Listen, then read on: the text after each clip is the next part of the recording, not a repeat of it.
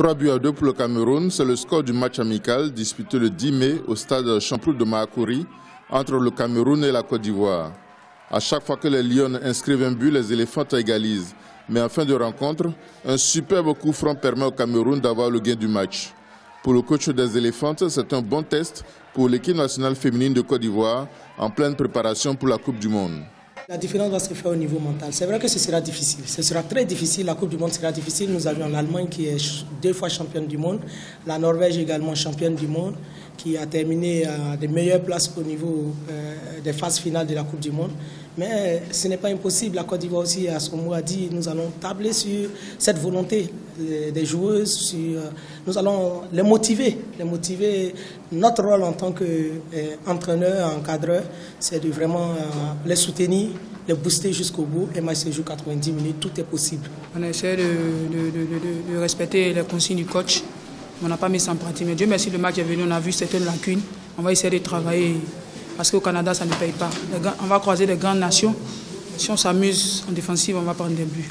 Malgré la victoire, l'entraîneur du Cameroun estime que son équipe est logée à la même enseigne que les Ivoiriennes.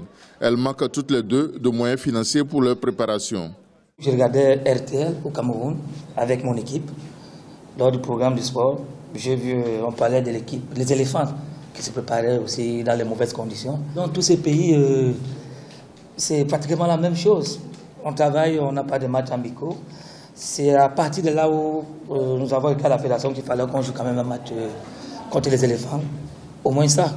Comme j'ai dit, c'est mauvais partout. Hein. C'est mauvais, mais j'ai dit toujours, on ne peut que travailler avec les moyens qu'on nous donne. Il ne faudra pas qu'on attende un résultat, il ne faudra pas qu'on attende les miracles. C'est vrai, on a gagné, mais ce n'était pas trop pour gagner, pour chercher des buts, non. C'était pour mettre certaines stratégies en place et voir aussi à quel niveau on se situe. Donc, à base de ça, nous allons travailler.